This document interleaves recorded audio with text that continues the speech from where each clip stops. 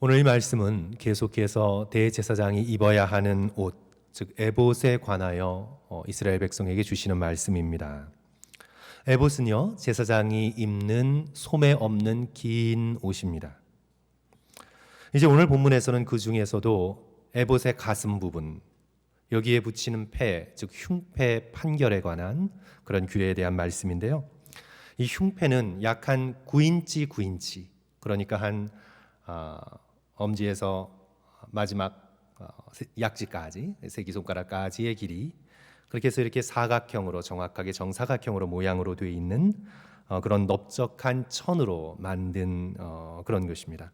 그것을 이제 이 에봇의 이 가슴 부분에 붙이는데요. 그러면서 보석 3개를 4줄로 이렇게 달게 되어 있습니다. 그러니까 도합 몇 개의 보석인가요? 12개의 보석입니다. 오늘 그 보석 종류에 대하여 말씀하고 있지만 이 보석이 어떤 보석을 가리키는지 정확하게 알 수는 없습니다. 17절부터 20절까지 길게 나오는데 우리 성도들께서도 어떤 보석인지 잘 모르실 것입니다. 몇몇 제외하고는 잘 알려지지 않았습니다. 그리고 이제 그 보석 위에다가 이스라엘 지파의 이름을 새깁니다. 다시 말하면 이 12개의 보석은 바로 이스라엘 12지파를 상징한다고 볼 수 있겠습니다. 거기에다가 이제 여러 개의 사슬, 고리, 끈으로 장식을 하고, 그리고 그 흉패 안쪽에 주머니와 같아서 주사위와 같은 우림과 둠밈이라는 하나님의 뜻을 알기 위해 제사장이 사용하는 그런 도구를 집어넣었습니다. 그리고 그것이 정확하게 어떤 모양인지, 무엇으로 만들어졌는지 오늘 우리에게는 알려져 있지 않습니다. 이 제사장의 흉패가 오늘 우리에게 알려주고 있는 그런 하나님의 가르치심은 무엇일까요? 오늘 아침 2가지로 나누어서 우리 성도들과 함께 말씀을 나누고자 합니다. 첫째로 우리는 이 말씀을 대제사장 되신 예수 그리스도께서 하늘에 계시다라는 이 히브리서의 말씀을 전제로 함께 이 말씀을 풀어보고자 합니다. 히브리서 4장 14절의 말씀인데요. 우리 성도들께서 슬라이드 참조하셔서 우리 히브리서 4장 14절 우리 다 같이 한 목소리로 읽었으면 좋겠습니다. 그러므로 시작. 그러므로 우리에게 큰 대제사장이 계시니 승천하시니 곧 하나님의 아들 예수시라. 우리가 믿는 도리를 굳게 잡을지어다. 우리에게 큰 대제사장이 계시니 누구시라고요? 예수 그리스도이십니다. 불완전한 아론이 대제사장이 아니라 우리에게 영원한 대제사장, 가장 크고 위대한 대제사장이 계신데 그가 바로 하늘에 계신 예수 그리스도이십니다. 오늘 이 가슴 흉패에 대한, 이 판결 흉패에 대한 말씀은 바로 예수 그리스도를 우리에게 보여주고 있는 말씀입니다. 대제사장 되시는 예수 그리스도께서 그 가슴에 믿음의 백성 한 사람 한 사람을 품고 계시다는 것을 우리에게 증거하고 있습니다. 말씀드린 것처럼 3개의 보석 4줄, 이스라엘의 12지파, 이스라엘의 모든 백성, 하나님께서 자녀 삼으신 모든 백성을 의미합니다. 거기에 저와 여러분도 들어가 있습니다. 예수님의 가슴에 저와 여러분의 이름이 새겨져 있습니다. 이 얼마나 놀라운 은혜입니까? 제가 한국에 있었을 때 가까운 친척 한 분을 명절 때마다 이렇게 함께 뵀던 그런 기억이 납니다. 자주 뵙고 인사드렸는데 한동안 만날 때마다 반복해서 그분께 여러 번 들었던 이야기가 있습니다. 이제 누군가의 주선으로 당시 대통령을 직접 만날 기회를 얻었어요. 대단한 거죠. 당시 대통령을 직접 청와대에 가서 만날 기회를 얻었는데 그 대통령께서 자신의 이름을 기억하고 불러주었다는 것, 자신의 이름을 불러주었다는 것에 감격하고 감동한 겁니다. 그래서 이 만나실 때마다 그 사건을 똑같이 계속해서 반복한 거예요. 근데 대통령의 목소리에 담긴 자신의 이름을 불러줬다는 그 톤, 그 목소리, 그 이름을 들었던 순간의 감격, 이것이 마음속에 남아있어 계속 말하고 싶었던 거죠. 성도 여러분, 그런 인간의 영광과 비교할 수 없는 영광을 오늘 이 출애굽기 본문의 말씀이 우리에게 증거하고 있습니다. 온 우주의 창조주, 온 세상의 구세주, 만왕의 왕이신 예수 그리스도께서 오늘 저와 여러분을 가슴에 품고 계시다는 이 놀라운 사실, 이 놀라운 진리를 우리가 다시 한번 기억할 수 있었으면 좋겠습니다. 우리가 이 사실을 깨닫고 깨달을 때 우리는 이미 더 바랄 것이 없는 축복을 받은 자라는 사실을 우리는 깨닫게 됩니다. 우리에게 필요한 모든 은혜는 이미 십자가에서 우리를 가슴에 품으신 예수 그리스도의 사랑 안에서 다 받았습니다. 우리 다 받았습니다. 이미 그 사랑 안에 우리에게 필요한, 넘치는 은혜가 오늘 우리에게 주어진 것입니다. 그걸 깨닫지 못하기 때문에, 하나님에 대한 지식이 너무나 부족하기 때문에 우리는 오늘도 늘 메마름과 부족함을 느끼며 살아가게 되는 거죠. 사도 바울에게 예수 그리스도께서 주셨던 말씀, 내 은혜가 내게 족하도다. 정말 넉넉한 은혜입니다. 사도 바울뿐만 아니라 우리 모두에게 해당되는 놀라운 진리의 선언이라고 할 수 있습니다. 이제 오늘 본문 말씀의 흉패는 예수 그리스도께서 우리를 가슴에 품으셨다는 것뿐만 아니라 우리가 예수 그리스도 안에서 보석같이 귀한 존재라는 진리를 우리에게 가르쳐 주죠. 그냥 돌이 아닙니다. 플라스틱이 아닙니다. 뭐죠? 보석입니다. 12종류의 보석입니다. 각각 다 다릅니다. 예수 그리스도께서는 우리를 다른 사람에게 비교하지 않습니다. 우리 한 사람 한 사람 모두 다 독특한 빛을 내고 있는 예수 그리스도 안에서 우리 모두는 그리스도께 유일하게 그리고 아주 독특하게 귀한 존재입니다. 인류에 이렇게 수없이 많은 70억, 80억이라는 인류 가운데 나 한 사람은 없어져도 될 것 같은 먼지 같은 그런 존재가 아니라 예수 그리스도의 십자가의 사랑 안에서 우리는 아주 독특하게 빛나는 독특한 귀한 그런 존재입니다. 우리는 하나님께 귀한 존재입니다. 우리만이 낼 수 있는 독특한 빛이 있습니다. 다른 사람과 비교할 필요가 없습니다.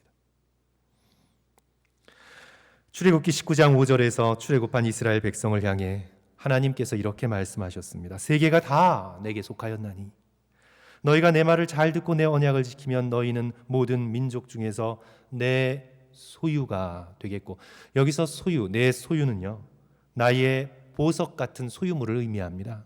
단지 그냥 나의 possession이 아니라 my treasured possession, 나의 보석과도 같은 존재가 될 것이다.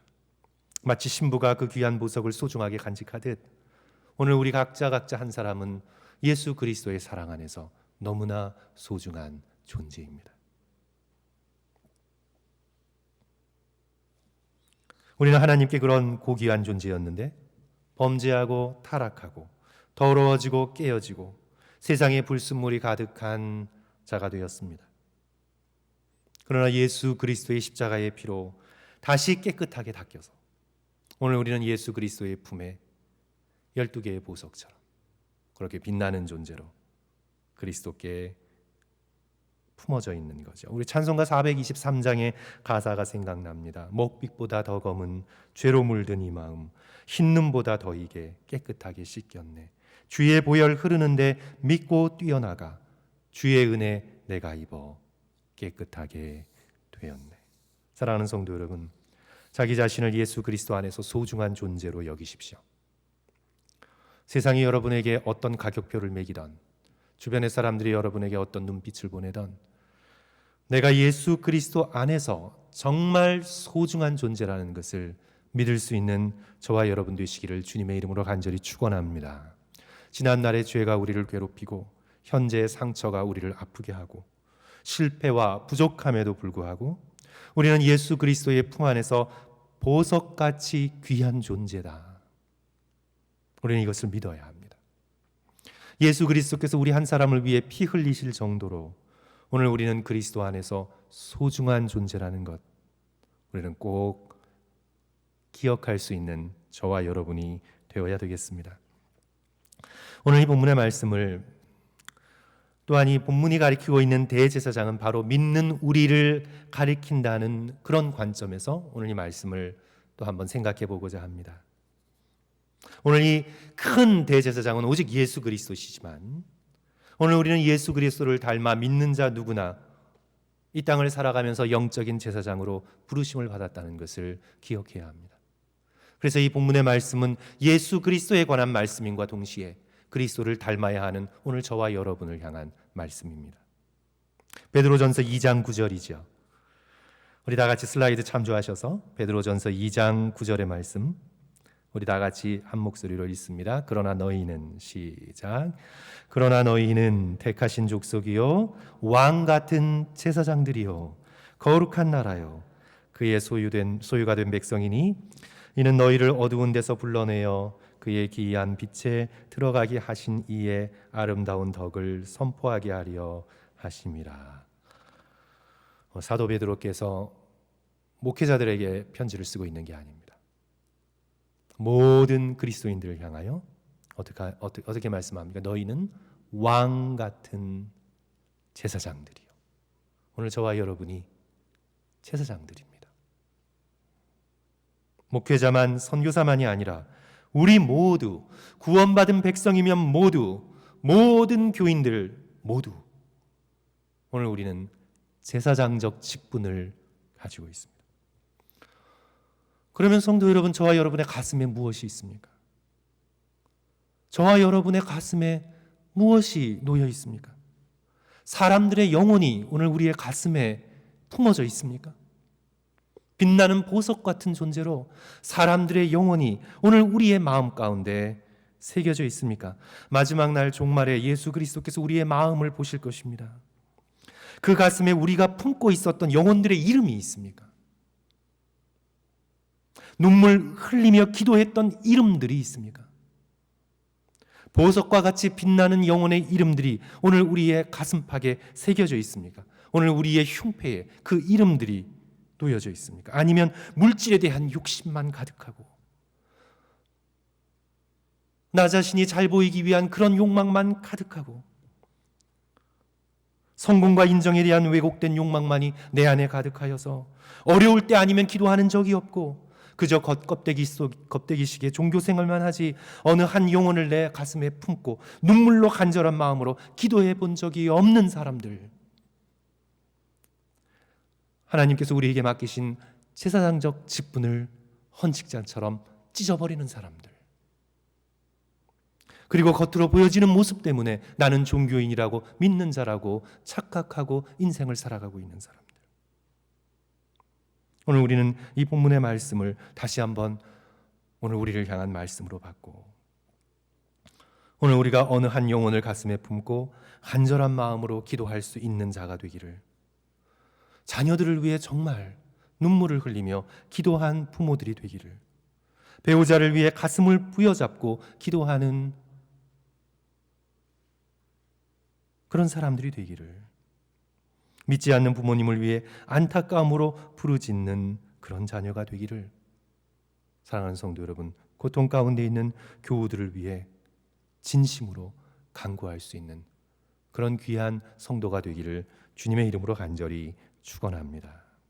저도 이 말씀을 준비하면서 영적인 게으른 마음을 함께 회개하는 마음으로 우리가 함께 우리의 가슴에, 우리의 마음에 우리가 붙들고 기도했던 이름들이 많이 새겨져 있기를 우리 시간 다시 한번 결단해 봅니다.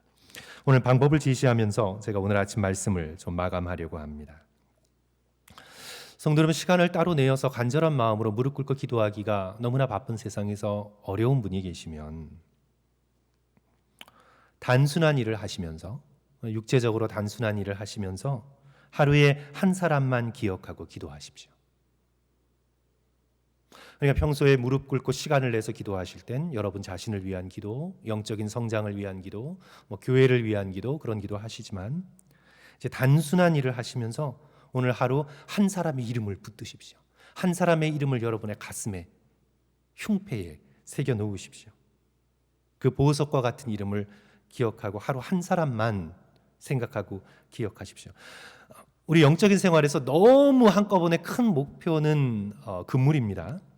우리가 먼저 뒷동산을 오른 다음에 에베레스트 산을 올라야지 지금부터 에베레스트 산을 올라가면 안 돼요.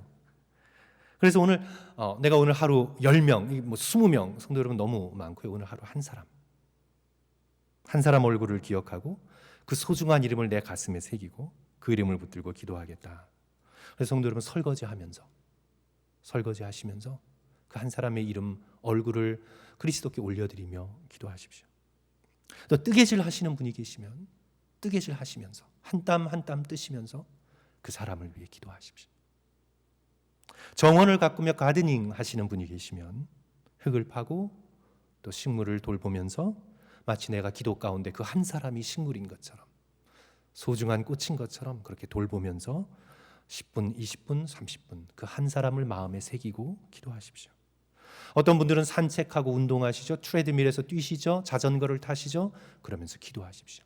잡생각, 딴 생각 걱정하지 말고 생각을 하나로 모아서 그 한 사람을 내 마음에 품고 하나님께서 오늘 내게 주신 보석과 같은 영혼이라고 기억하시면서 오늘 하루 그 한 사람만 마음에 품고 육체적인 단순한 일을 하시면서 기도하십시오.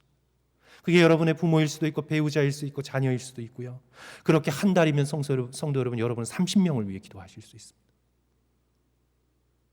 또 다음 달이 시작하면 또 그 30명의 첫사람으로 돌아가 그 사람을 위해 기도할 수 있습니다. 하루의 작은 시간 우리의 마음을 드리면 여러분은 엄청난 대제사장적 직분을 그리스도와 함께 감당할 수 있습니다. 그러면서 여러분의 마음이 변화됩니다. 오늘 우리의 마음이 새로워집니다. 내가 정말 품어야 할 것은 돈과 물질이 아니라 오직 하나님께서 우리에게 맡기신 영혼임을 우리는 깨닫게 되고 마지막 날 예수 그리스도 앞에 섰을 때 내 마음에 주렁주렁 달려있는 그 놀라운 아름다운 보석과 같은 영적인 이름들을 모아서 그리스도께 올려드리게 됩니다. 사랑하는 성도 여러분, 어떻게 해서든 오늘날의 시대는 핸드폰이, 컴퓨터가, 텔레비전이 우리의 시간과 마음을 빼앗으려고 엄청난 노력을 해내고 있는데 오늘 우리는 이 시대에 저항하면서 어떻게 해서든 오늘 하나님께서 우리에게 맡기신 제사장적 사명을 충실히 감당해 나가야 합니다. 오늘 우리가 그렇게 하기로 결단하며 주님의 도우심을 구할 때 주님께서 기뻐하시고 기꺼이 도와주실 것입니다. 오늘 우리에게 시간을 주시고 마음을 주시고 또 그렇게 기도할 때 우리의 영이 새롭게 변화되며 우리가 다른 사람을 위해 기도할 때 우리의 기도 제목까지 이루어지는 놀라운 축복을 저와 여러분이 누리게 될 것입니다. 성도 여러분, 말씀을 마칩니다. 오늘 영원한 대제사장 되시는 예수 그리스도를 바라봅시다. 예수님의 품의 보석처럼 빛나는 우리 자신의 존재, 우리의 이 고귀한 이름, 나 때문이 아니라 그리스도의 사랑 때문에 우리 자신이 그리스도 안에 소중한 존재임을 절대로 잊지 않는 저와 여러분 되어야 되겠습니다. 자기 자신을 하찮게 여기지 마십시오. 보석같이 귀한 존재로 여기십시오. 나이가 드셨다고 이제 죽음에 점점 가까워졌다고 자기 자신을 세상의 기준 속에서 경제적인 능력이 없다고 하찮은 존재로 여기지 마십시오.